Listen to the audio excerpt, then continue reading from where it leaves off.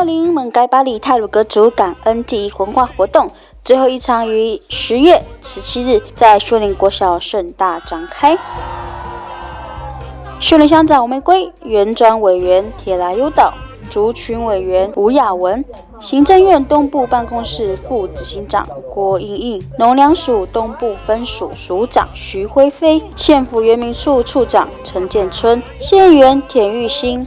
代表会副主席赖惠美、各立委助理及各区代表村长皆一同到场参加共襄盛举。Hambrana sejak tiada ya sawada namun zaman bi mendua bi supu bi sa dalam kepahon ni so padai ana bi dakka so sejak ini hoya kya pusuna dia yang ida ska dantai bi supu bi lindungan hingga ma bluntut bi kentesanta ida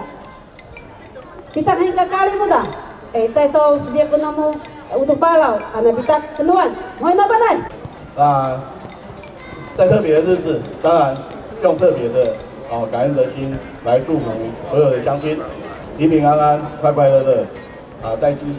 代表县长来祝福大家，谢谢大家，谢谢。所以我们说蒙盖巴里，蒙盖是感恩给的意思，感谢我们的巴里，让我们的生活丰富有余。所以我们每一年都要举办感恩祭。活动一早大雨磅礴，却不灭族人参与活动记忆的热情。今年度的活动除了传统乐舞竞技、体验区、农特展售区、美食区外，同时为彰显各部落之文化特色，将记忆活动回归传统，改以部落为主体办理。自2020年为使文化根植在部落，凸显本乡各部落之特色，率先由同门村、秀林村示范办理。2020年太鲁阁族感恩记忆活动，则由各村办理记忆活动。2022年由本所办理全乡性的大型记忆活动，而后单数年为各村办理，双数年为全乡性的大型记忆活动。